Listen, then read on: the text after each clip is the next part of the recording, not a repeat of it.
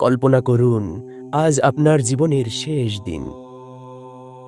আত্মীয় স্বজনেরা আপনাকে সাদা কাপড়ে জড়িয়ে মাটির গভীরে রেখে চলে যাচ্ছে। আপনি তাদের জুতার শব্দ শুনতে পাচ্ছেন, কিন্তু আপনি নড়তে বা বলতে পারছেন না। একটু পর তারা চলে যাবে, একটু পর তারা চলে যাবে, আর আপনার কাছে আসবে এমন দুজন ফেরেশতা যাদের চোখ নীলাভ আর গলার স্বর বজ্রের মতো। এরপর আপনার সাথে যা ঘটবে তা শুনলে হয়তো আপনার রাতের ঘুম উড়ে যাবে। আপনি কি জানেন, কবরের সেই প্রথম 3টি প্রশ্ন ভুল হলে আপনার শরীরকে মাটির দুই পাশের দেয়াল এমনভাবে চাপ দেবে যে আপনার এক দিকের পাঁজর অন্য দিকের পাঁজরের ভিতর ঢুকে যাবে।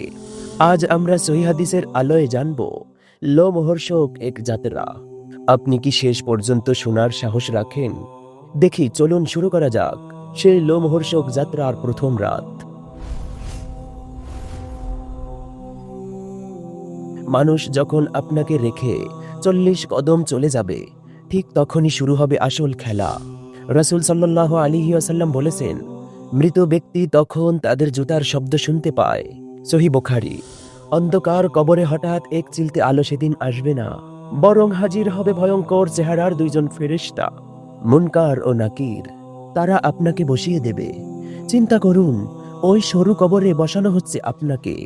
প্রথম কথা হলো, যদি আপনি পাপী হন, তবে আপনার জবান কি সেদিন কথা বলবে, নাকি ভয় পাথর হয়ে যাবে? যতই ভয় পান না কেন, আল্লাহর নির্দেশে ফেরেশতারা আপনাকে 3টি প্রশ্ন করবে। মান রব্বুকা, তোমার রব কে? মান দীনুকা, তোমার দিন কি? মান নাবিয়ুকা, তোমার নবী কে? মুমিন ব্যক্তি অনায়াসেই উত্তর দেবে। তিনি বলবে, আমার রব আল্লাহ, আমার দিন হলো ইসলাম, আর এই ব্যক্তি তিনি হলেন আমার নবী মুহাম্মদুর রাসূলুল্লাহ সাল্লাল্লাহু আলাইহি ওয়াসাল্লাম। কিন্তু যে ব্যক্তি ইসলাম নিয়ে গাফেল ছিল, সে শুধু বলবে, হা হা, লা আদরি, লা আদরি, লা আদরি। হায় আমি তো জানি না, হায় আমি তো কিছুই জানি না, হায় আমি তো কিছুই জানি না। হায় আফসোস, হে আল্লাহ, এই বিভীষিকাময় মুহূর্তে তুমি তোমার রাহমাতের ধারা এই প্রশ্নগুলির উত্তর দেওয়ার ব্যবস্থা করে দিও।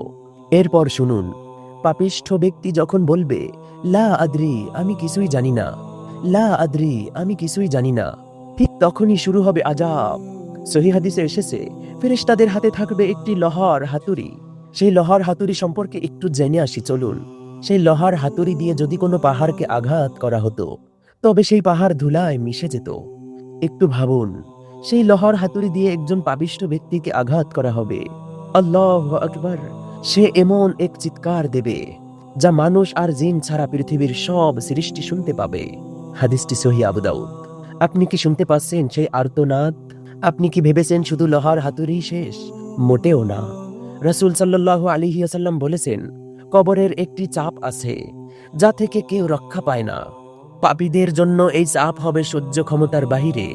এরপর তার আমল অনুযায়ী তার কবরে আবির্ভূত হবে সুজাউন আকরা নামক এক বিশাল বিষাক্ত সাপ, যার বিষ এত তীব্র যে সে যদি পৃথিবীতে একবার নিঃশ্বাস ছাড়ত, তবে কিয়ামত পর্যন্ত এই জমিনে কোনো ঘাস জন্মাতো না। একটু চিন্তা করুন, এই সাপের বিষ কতটা বিষাক্ত। জমিনে যদি একবার এই সাপটা নিঃশ্বাস ফেলতো, তাহলে এই জমিনে আর কখনো ঘাস জন্মাতো না। আল্লাহু আকবার। এই সাপ আপনাকে ধ্বংসন করতে থাকবে কিয়ামত পর্যন্ত। ভাবুন তো, এক মুহূর্তের জন্য সেই দন্ত আর বিষের জ্বালা আপনি সহ্য করতে পারবেন?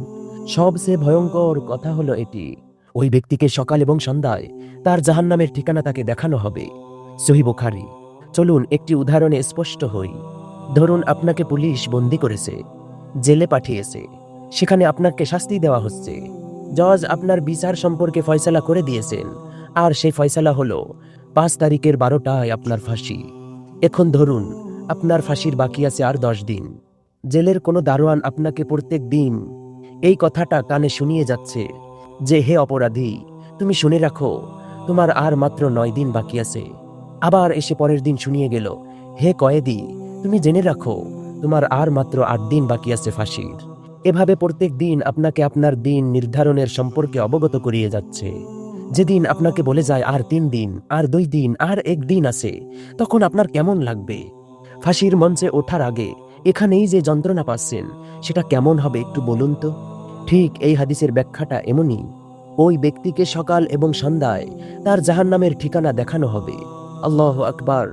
তাকে বলা হবে, দেখো, এটাই তোমার আসল জায়গা, যেখানে কিয়ামতের পর তোমাকে যেতে হবে। আগুনের হলকা আর উত্তাপ তার কবরে আসতে থাকবে। সে সারাক্ষণ ভয় কাঁপতে থাকবে আর বলবে, হে আল্লাহ, কিয়ামত যেন না হয়, কিয়ামত যেন না হয়। আর জেলের কয়েদিও বলতে থাকে, 5 তারিখ যেন না আসে, কারণ 5 তারিখ আমার জীবনের শেষ দিন। আর ঠিক কবরবাসীও এখানে বলতে থাকবে, হায় আল্লাহ, কিয়ামত যেন না হয়, কিয়ামত যেন না হয়।